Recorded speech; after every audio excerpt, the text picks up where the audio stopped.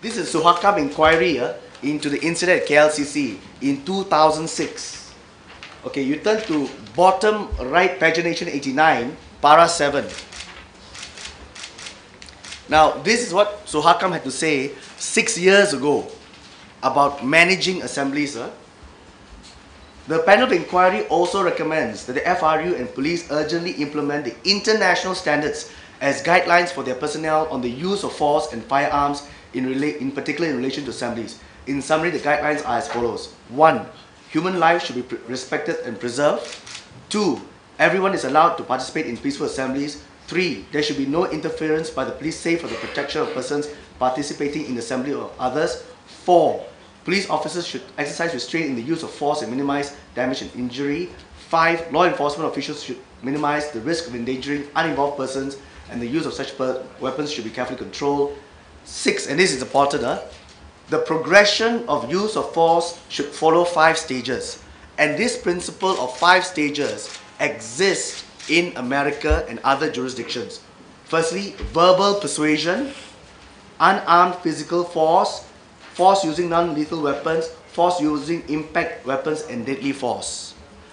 Ask yourselves, at every location at which the police used water cannon or tear gas, did they comply with these 5 stages recommended by Suhakam after the KLCC incident?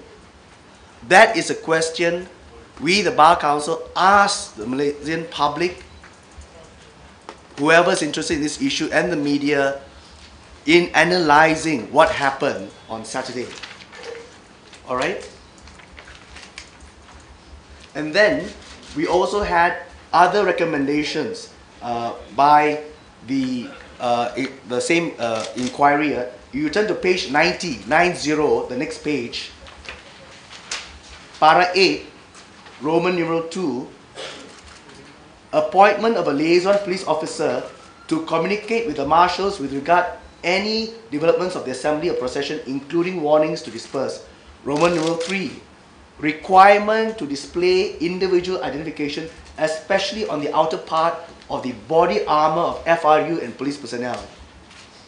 Alright? So, the point we make here is Suhakam has come up with brilliant recommendations more than 6 years ago. And as some of you would be aware, in the ongoing Suhakam inquiry into Bersih 2.0, the weaknesses in the present police standard operating procedure in managing crowd still remains.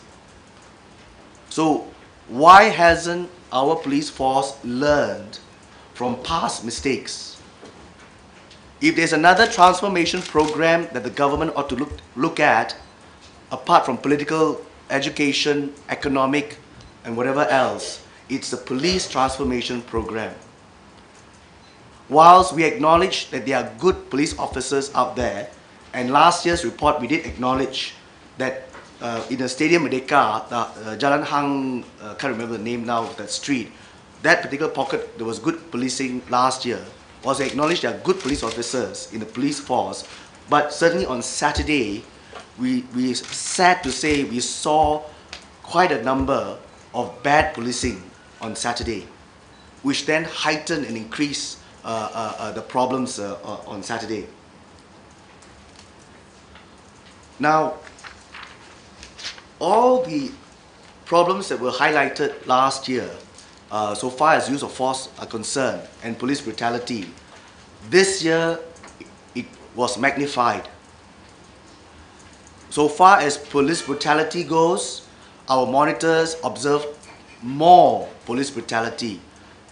So far as indiscriminate and arbitrary use of water cannon and tear gas, this year our monitors saw far more indiscriminate, arbitrary, widespread use of tear gas and water cannon.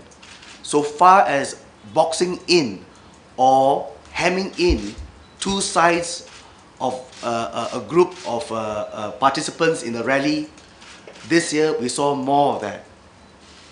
And what it all shows is that there is no better training for our police force in handling crowd compared to last year.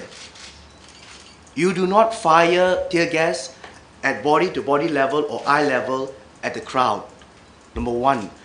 You do not fire tear gas into the middle of a crowd, and we will show you a video, hopefully the IT works. You do not fire tear gas into the middle of the crowd when these people are jam-packed body to body along Jalan Tun Perak. If you want people to disperse, if you follow the 5 stages, there should have been verbal persuasion. There should have been a liaison police officer to engage a marshal. Then sufficient warning to tell the people to disperse, bearing in mind whether or not they have sufficient exit route to disperse. Then, when you use tear gas or water cannon, you do so at the nearest area closest to the police. You do not fire tear gas into the middle of the crowd. And as members of media who was there on Saturday observed yourselves, there were all walks of society on that day, all ages of society.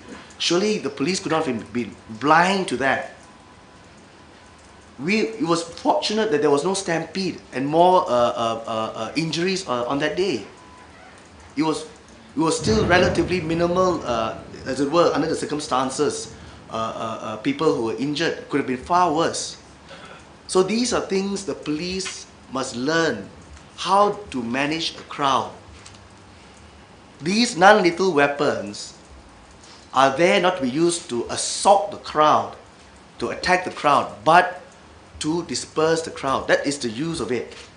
And in order to disperse the crowd, you must allow for area and room for them to move out.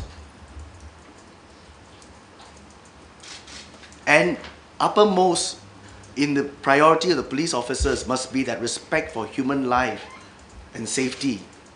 There were children there as well on that day, and elderly people as well.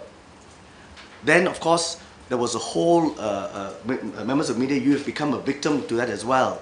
Our members of our monitor team were threatened and harassed by the police whenever they tried to record by way of a camera, a video or a photo of police brutality.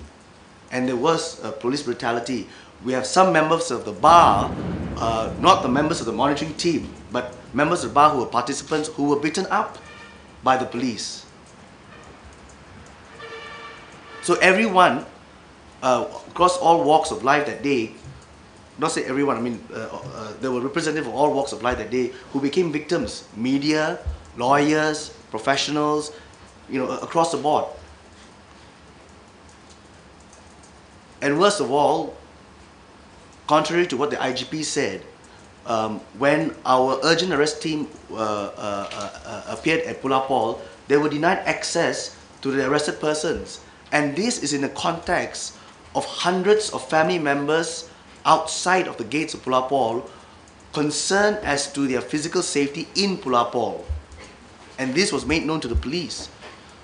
Instead, the people who got access were members of the media. Not that I begrudge you, but one would have thought the most important person to have access are the lawyers to represent these arrested persons. But instead, it were members of the media, and it was actually mainstream media.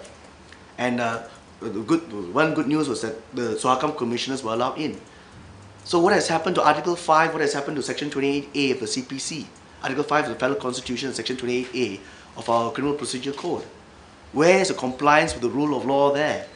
Where is the opportunity for arrested persons to consult with the legal practitioner of their choice? All these points yet again to the need to have IPCMC. We need a police transformation program to be announced by the Prime Minister.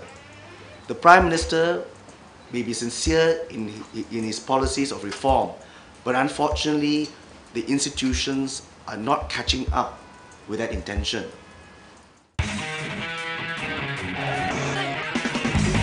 MalaysiaKini.com. For the Malaysia Kini. For the Malaysia Kini.